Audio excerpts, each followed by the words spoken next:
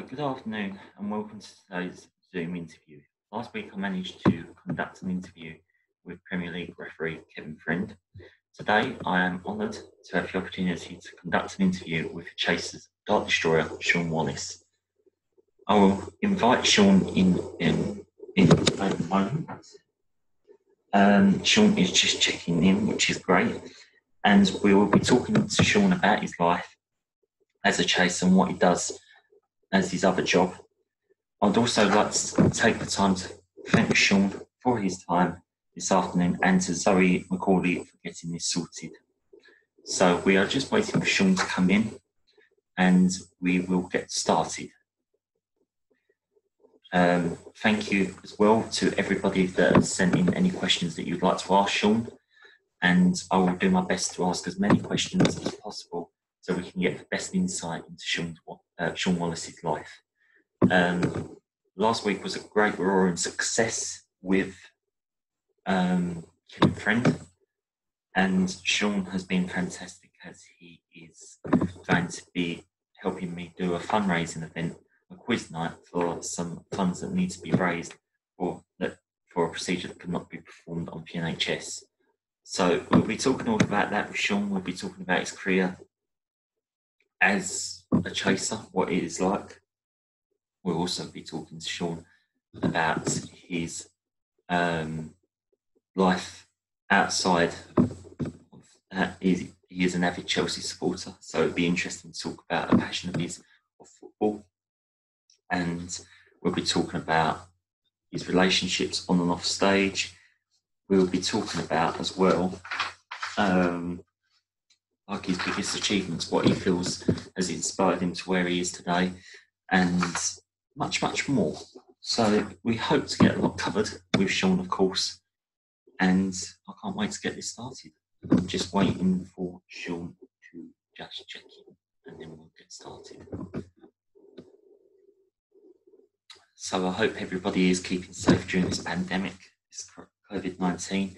It is scary and worrying times, but we must all stay safe, keep alert, and be aware of the situation.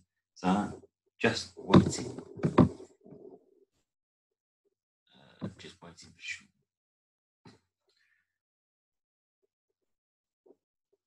Yeah, so I hope everyone is keeping safe. Sorry, I'm just talking to Zoe, his representative, just to make sure that Shaun can come in. And we'll get started.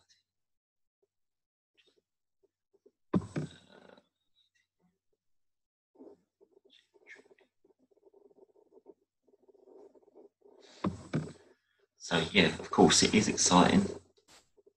Coming up to one of the biggest TV personalities out there in Shaun. Of course, like I say, during these times, we have the opportunity and we are blessed to have these opportunities to talk to people in their current fields, in TV and sport. I am hoping to do more interviews as weeks go on, of course. But this has been a fantastic start. Of course, with Kevin Friend last week. This week with Shaun Wallace for Dart Destroyer off the chase. And yeah, it should be exciting. So just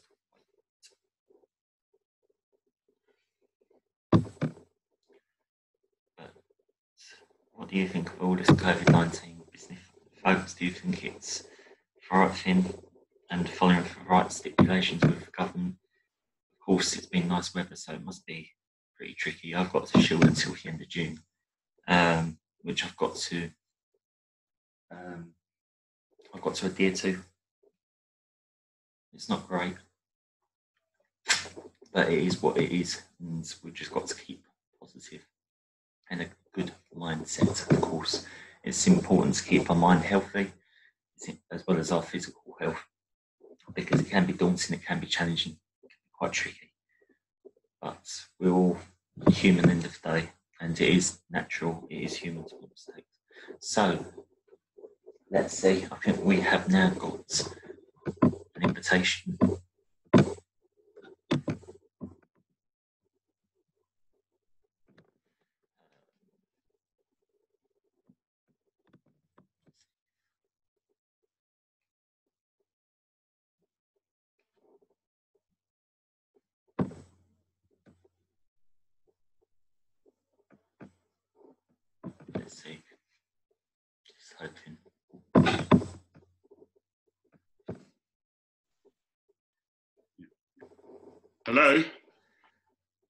Can you hear me?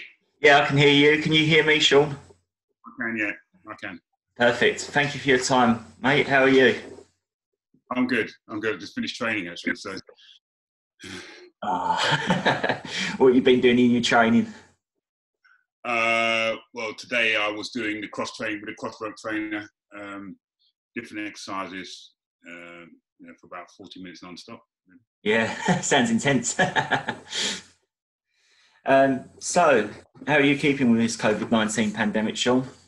I've been coping. Everybody's got to adjust. It's not a natural situation to find yourself in, but like everybody but we just got to basically adjust because we've got to, as a collective population, try to defeat this terrible disease. So, it's not been easy.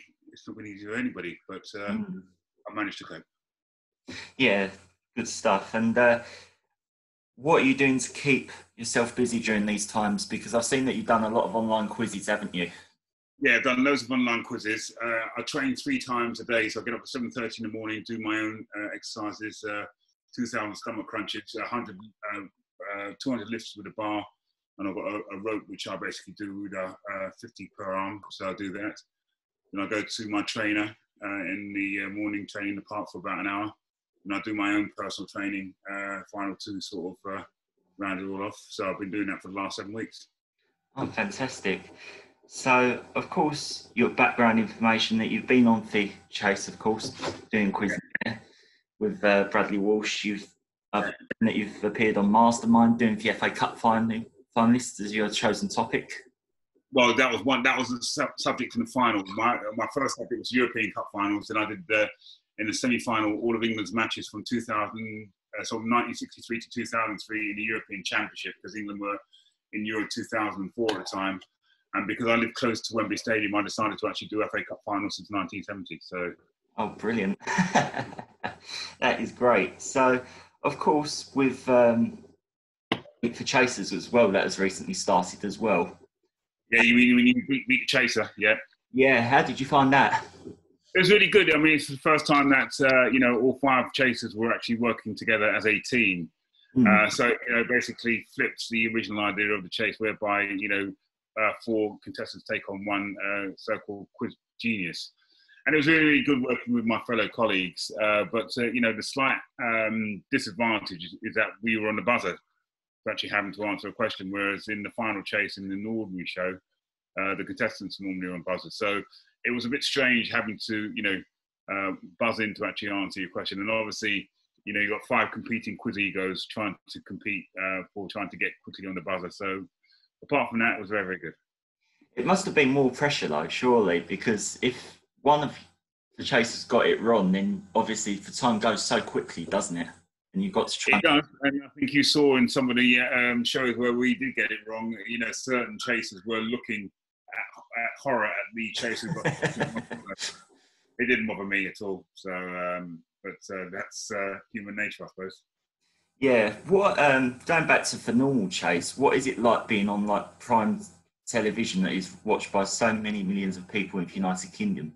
Well, we've been doing it for the last 11 years now, and as I say, when both myself and Mark did the pilot back in 2009, we knew that this show was going to be a success. We didn't envisage how successful the show was going to be. Obviously, it's been franchised around the world. It's taken Mark to Australia and America.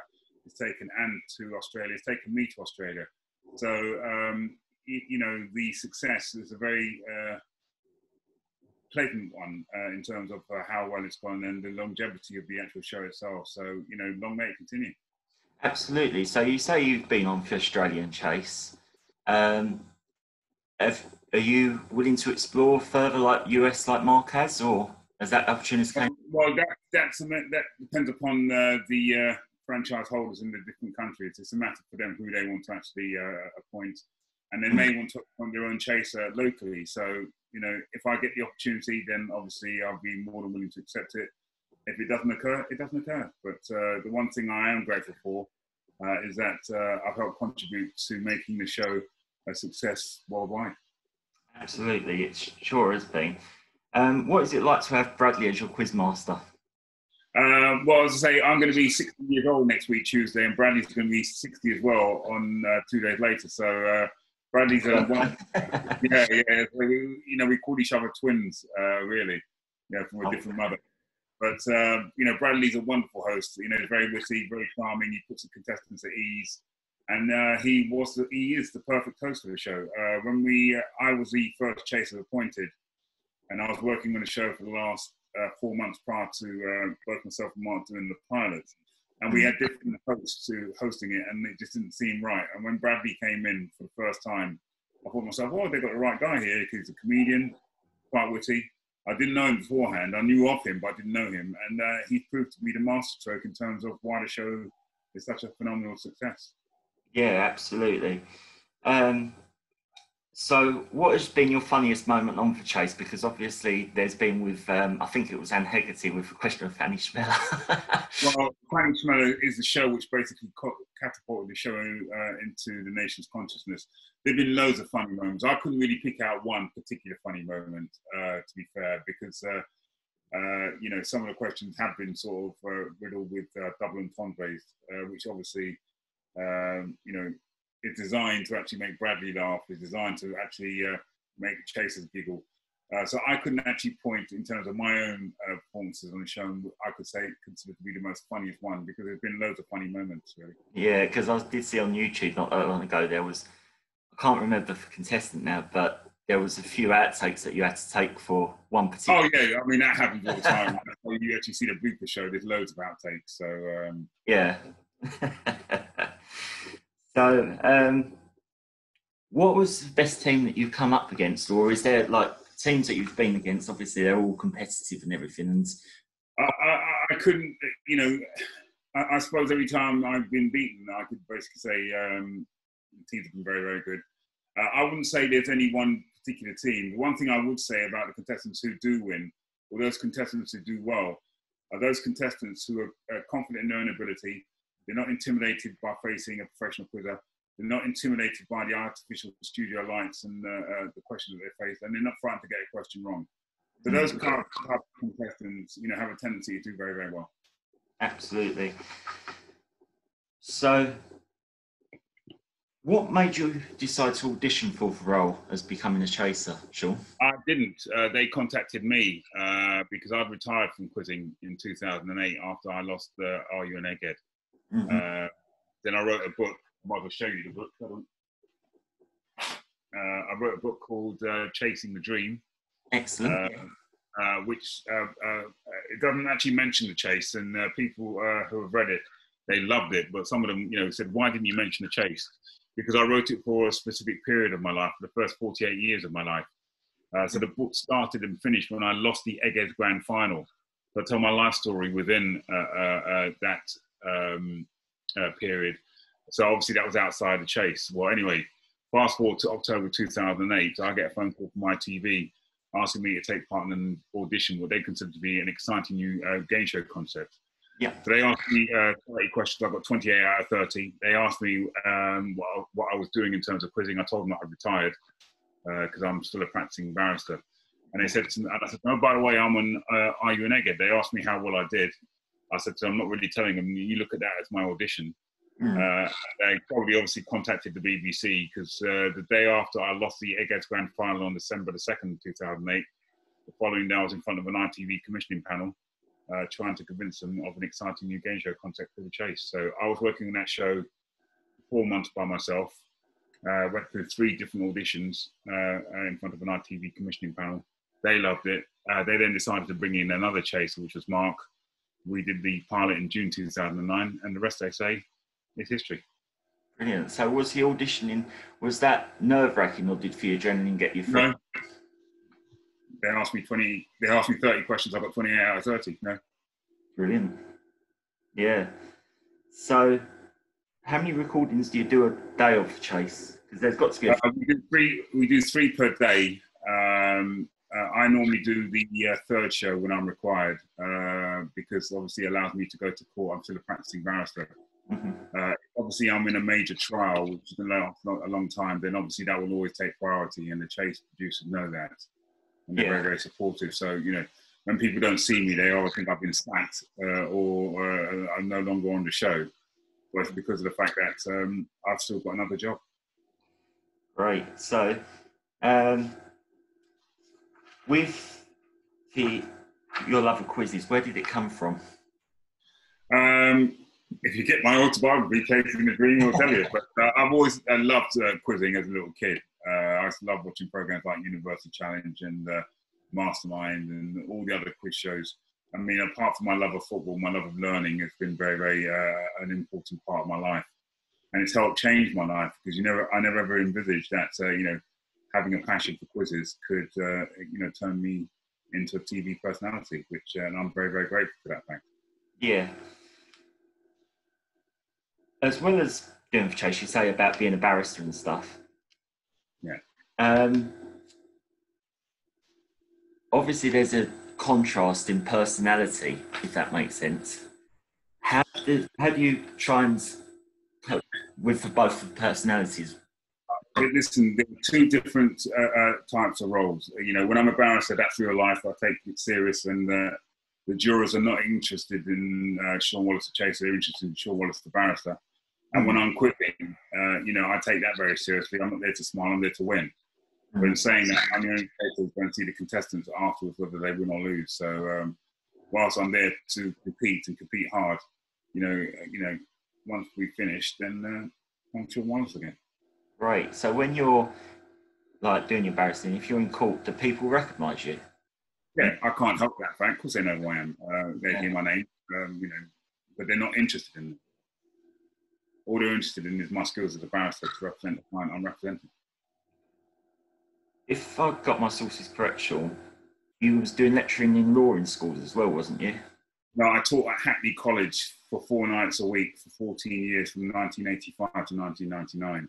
Yeah. Because, as I said, it's important for me to try and put back and to try and help the next generation. Because I talk about the ladder of opportunity to be there for everybody.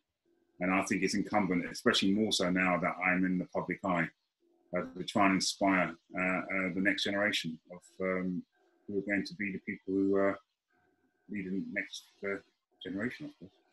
Yeah, there's so of course the Chase counterbalance of being a barrister in that sort of respect, doesn't it?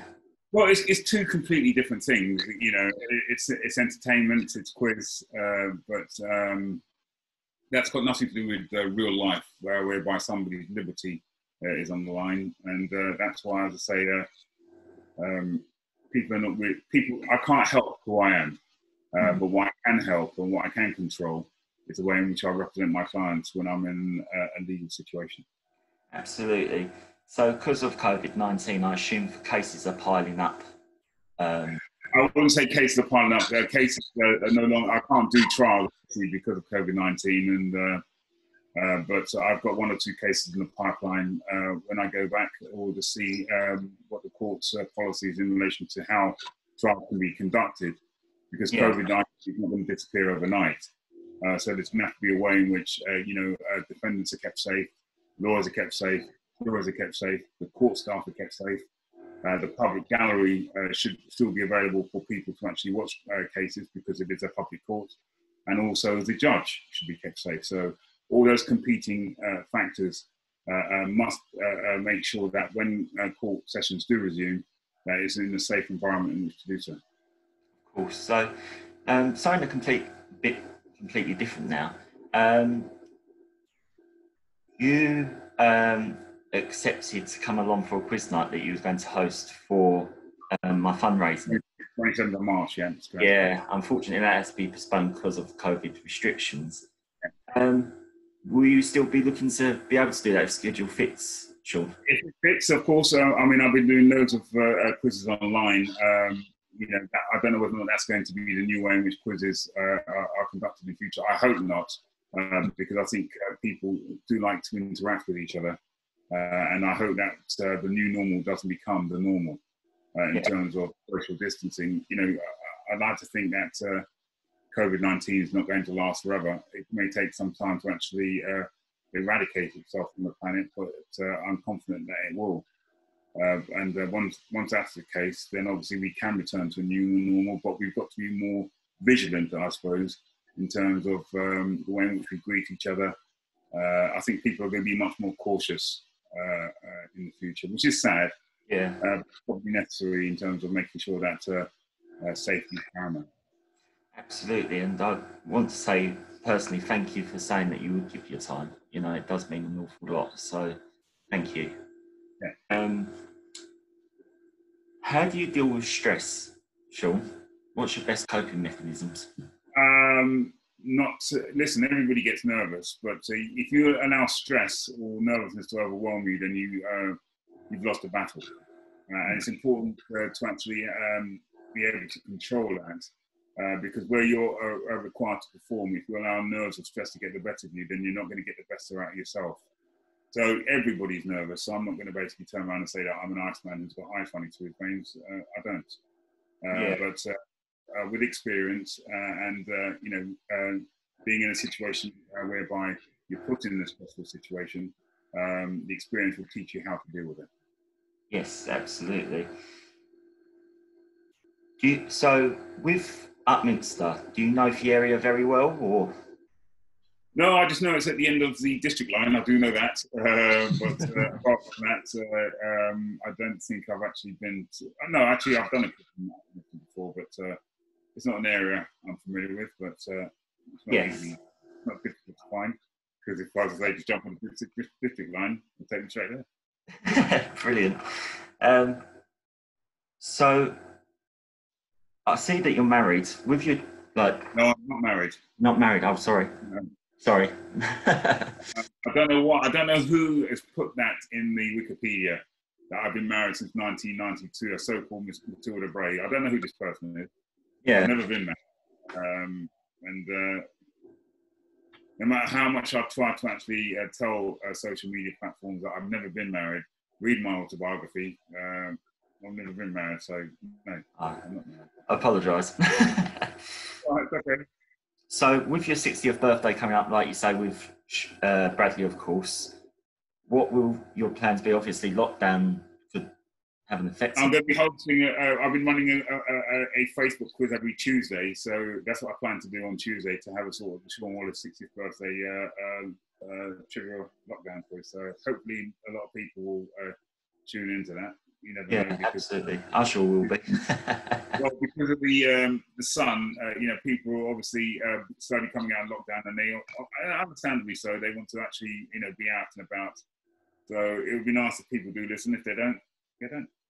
Yeah, that's true. So I reckon you probably raise a glass with Bradley on your birthday. Well, we're not actually born on the same day. He's 2 days born after me, so I'll probably send him a text, and he'll probably send me one in due course. So that's if he remembers. I always remember Bradley's birthday.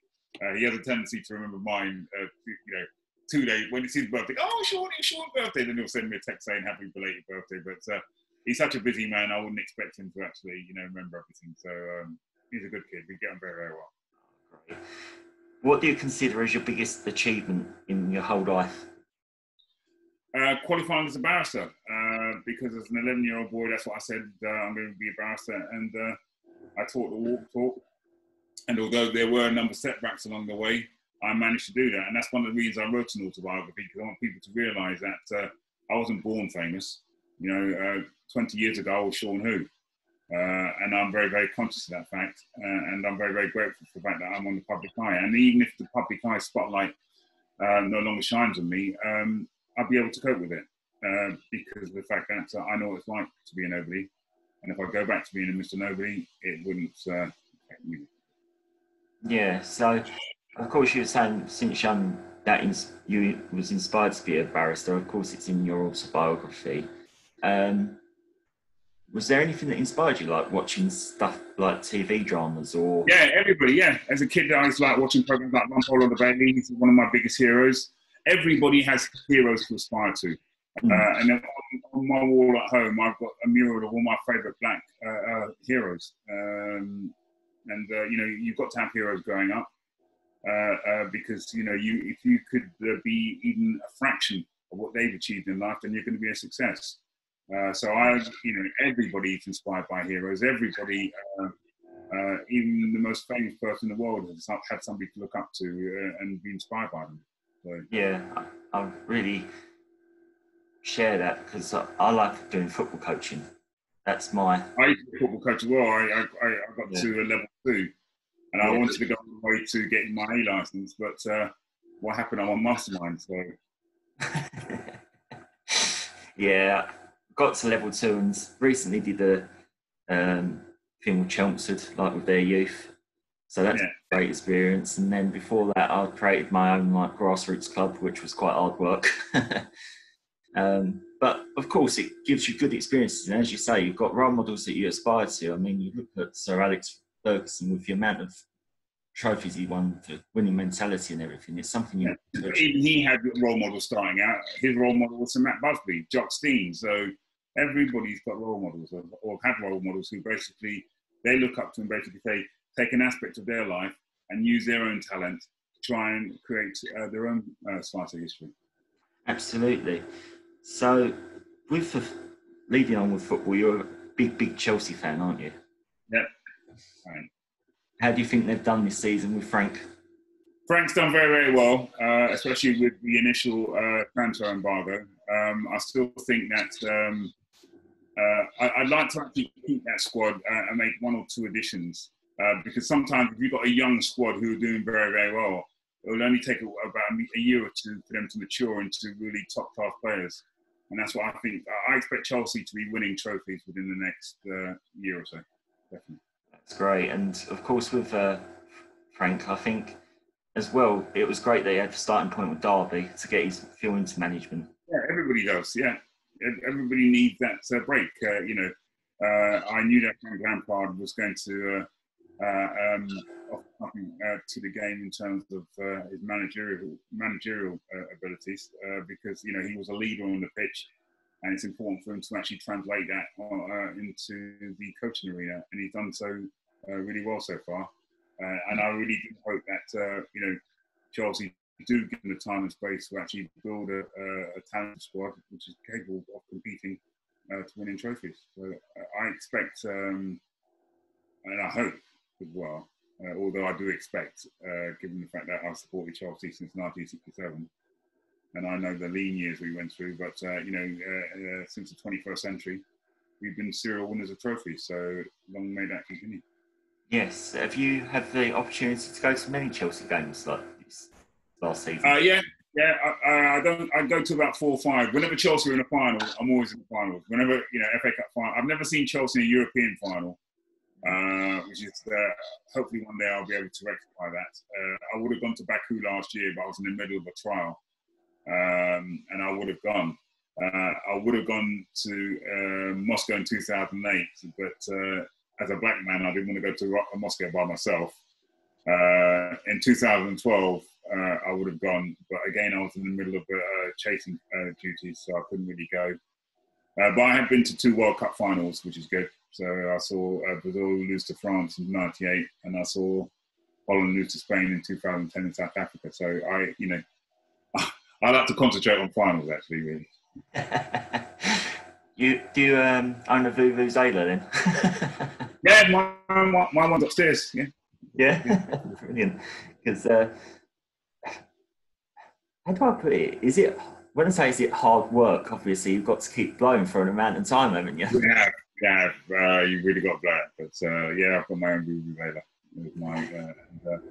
I've got a ticket on my wall of the World Cup final. So, yeah, I've been to Champions League finals, I've been to FA Cup finals, League Cup finals, World Cup finals, but I've never seen Chelsea in a European final. So hopefully one day that will change.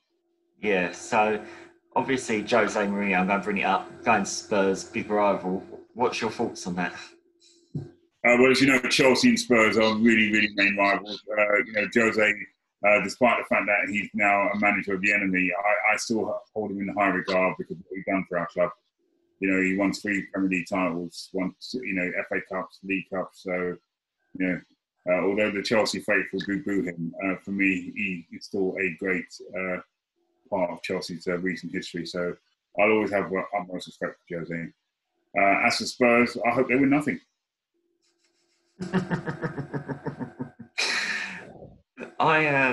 did like a Zoom call last week, sorry, with Premier League referee Kevin Friend to talk about his career and stuff. Of course, you know, what's your views on VAR, Shaun? Because it's been a lot of controversy. I personally,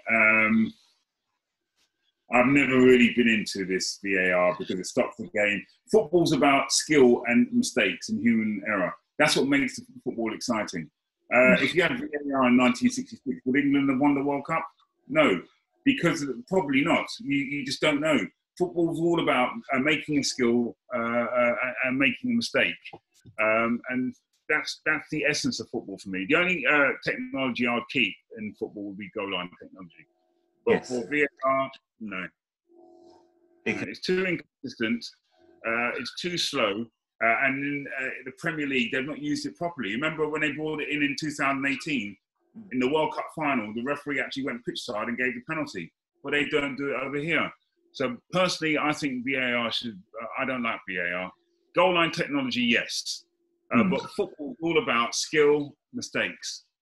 Yeah, absolutely. And when I was speaking to Kevin last week, he was saying about that he's hoping that there's more interaction when it comes to a match day and there's a VAR incident, that for supporters feel more included, because that has been for trouble at grounds or even... It is, but you see, having them included is going to add to the time.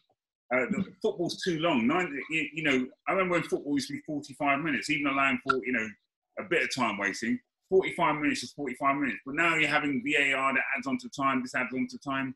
And football's not like how it used to be, personally.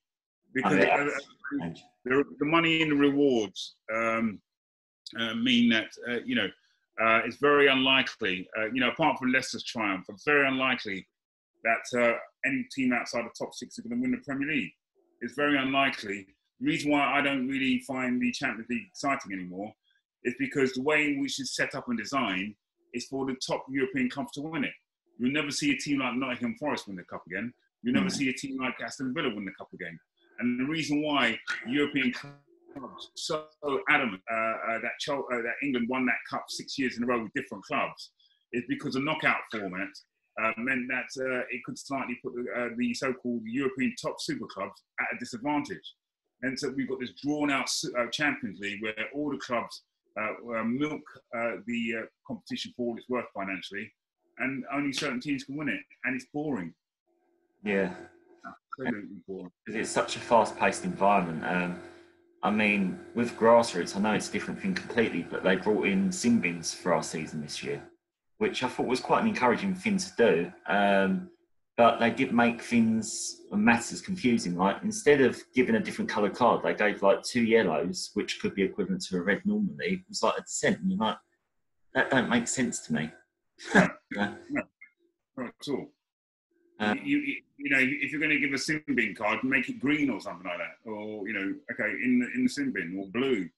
But all these subtle rule changes. As I say, football's not like how it used to be. It's not.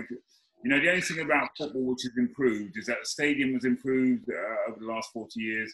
The pitches, thankfully, have improved. But apart from that, it's just a money-orientated game whereby I'm not saying that the players shouldn't earn the money, which I'm glad that they are, because, as I say, when you look back to like 40, 50 years ago, where some of the world's greatest players hardly earned a penny. When you looked at Jack Charlton and the England World Cup squad won £1,000 for winning the World Cup, can you imagine what they would have got if they'd have lost? So, it's just too money-orientated. Too money-orientated, and passion has been sucked out, hasn't it? Yeah, I think so, yeah. And only certain teams can win it. So, unless you're one of these glory hunter fans who basically support certain types of clubs who are going to win it every single year. I've been a Chelsea fan for 53 years, so I've known the good times, I've known the bad times in the 70s when we got relegated twice. So, and I've been through thick and through thin. Yeah, what do you think of the season so far? Because there's been a lot of debate making it null and void. Do you think it should be null and void, or do you think it should be continued on? Or? I think it's got to be continued, and I still think that the notion of playing on neutral pitches is a bit of a non-starter. I think clubs should play their home games on their home pitch. Why change it? The only thing which could be problematic is the fact that fans won't stay away. So unless you're going to have a visible police presence to prevent fans from even getting close to the ground, then the pitches should be played. The game should be played on your home pitch. Absolutely. So I'm going to ask you just a few more questions, if that's okay, Shaun. Yeah. So you've wrote your book, like you say there. I'm writing a book myself about my life story so far. Though I'm only turning up to 23, an awful lot has gone on. What do you inspire for any writers that are looking to venture out there? I always say, if you're going to be writing an autobiography, the best person to write it is to write it yourself. But try and make the autobiography. Don't embellish your life. Tell it as it is, but tell it in an entertaining way that people will be interested in it. And don't hold back. If you're going to tell an autobiography, be truthful. Yeah, absolutely. That's fantastic advice. So thank you.